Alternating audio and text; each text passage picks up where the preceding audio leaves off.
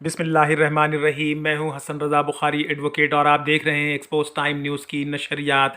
Inter science के इम्तहानात शुरू होते ही नकल माफिया सरगम हो गई है और मुख्तलिफ व्हाट्सएप ग्रुप पर यह मैसेजेस चल रहा है कि 50,000 रुपये दें और आपको आपके मतलूबा कॉलेजेस में नकल का एहतमाम करवाया जाएगा।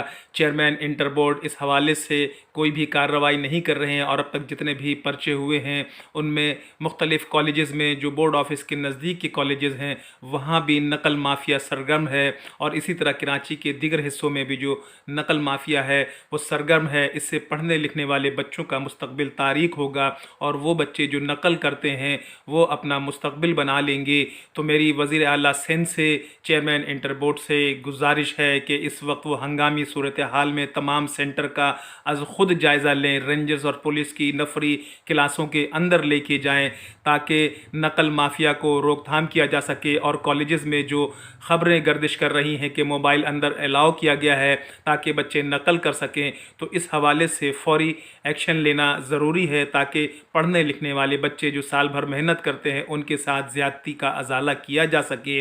और ऐसे किरदार जो नकल माफिया हैं, जो मौसर नकल माफिया हैं जिनमें बाज़ असातिज़ा और तुलबा मुलव्विस हैं, उनके ख़िलाफ़ फ़ौरी कार्रवाई अमल में लानी चाहिए और ऐसे लोगों को सरेआम सज़ा देनी चाहिए।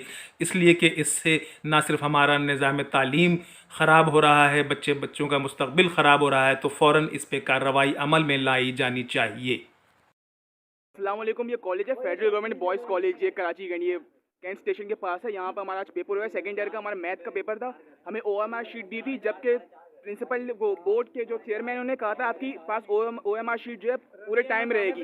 प्रिंसिपल का नाम रज़ी अहमद है। इन्होंने जो है हमें OMR शीट आधे घंटे बाद हमसे ले ली फ़ौरन। हमने आंसर भी नहीं लगाए और ये हमसे OMR शीट नहीं दे रहे। भाई जिस जिसको सोर्स लगवानी है मुझे पर्सनल के ऊपर अपना एडमिट कार्ड सेंड करो, 50,000 रुपये ऑल सब्जेक्ट्स।